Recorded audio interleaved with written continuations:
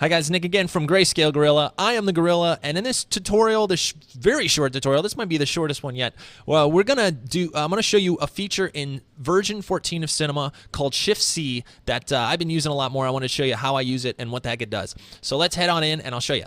So Shift C does a search. It does a search in all of Cinema for any object or any button basically you can click. It'll go find it. If you've ever used a search on your computer, in my case, you have Spotlight built in, but I also use Command Space to pull up this launch bar here, which allows me to launch applications and write emails. And if you ever use this kind of thing, you know what I'm talking about. But it also works with Spotlight, right?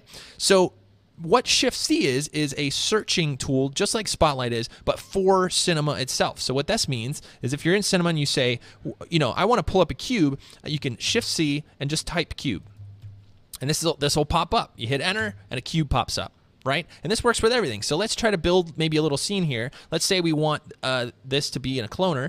So you hit Shift C, you type cloner, you spell it right correctly, and here it is. And this also works. Like, you know how you click Alt and you click an object and it'll automatically be a child of it? Well, you can do that here too. If I hit Alt and double click it, it'll open up the cloner with the cube that was selected as a child. This also works with random effectors. So let's say random or any of the effectors. Let's add a random effector and there it is. So now we have built this whole scene, and let's say we want a floor.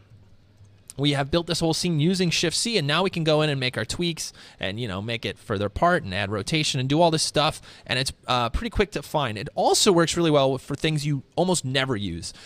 For me, cubes and cloners and random, I use almost in every project, but if you are looking for something like PSR, let's say, you could type that in and you could say, look, reset PSR right there. Like little things, or even like the knife tool, which I had a hard time finding in the last tutorial I did.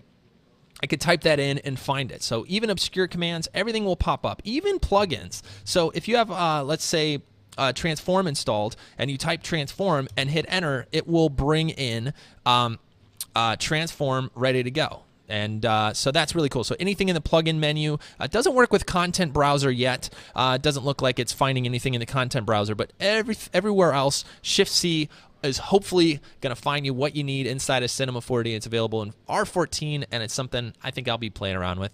Anyway, thanks again for watching these little quick tutorials. We'll have some bigger ones soon, and thanks for watching, everybody. Bye-bye.